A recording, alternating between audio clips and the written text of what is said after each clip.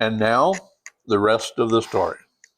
In the sun-baked American Southwest, the desperado rode along, a lone wolf, pistol at his side, hat pulled low against the glaring horizon.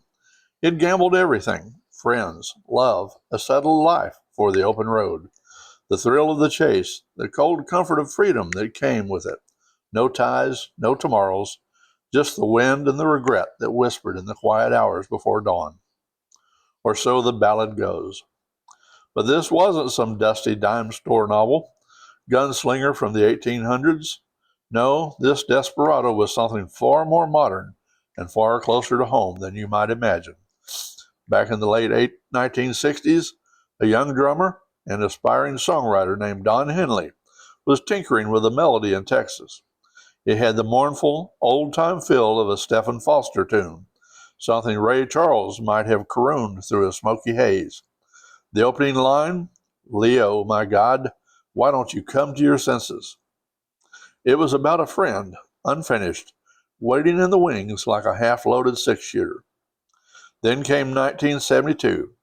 Henley and his bandmate Glenn Frey, fresh off recording their first Eagles album in London, sat down together for the very first time to write as a team. Henley pulled out that old fragment. Frey's eyes lit up. He leaped on it, filled in the blanks, gave it structure, and transformed it from a Southern Gothic lament into something unmistakably Western, a gunslinger's lament for the rock and roll age. They called it Desperado. It became the title track of the Eagles' second album, released in 1973.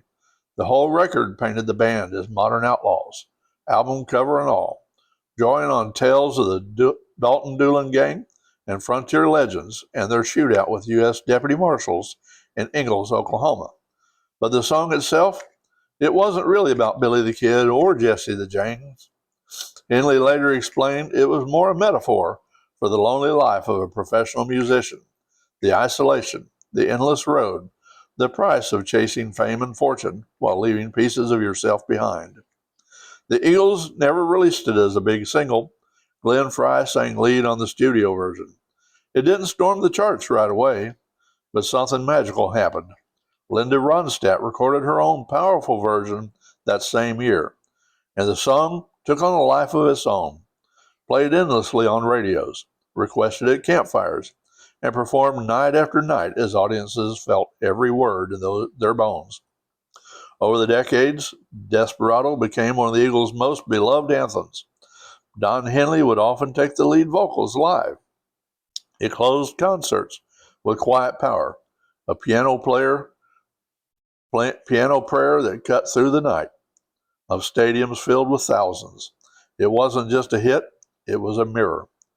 And who was that original Leo in Henley's unfinished sketch?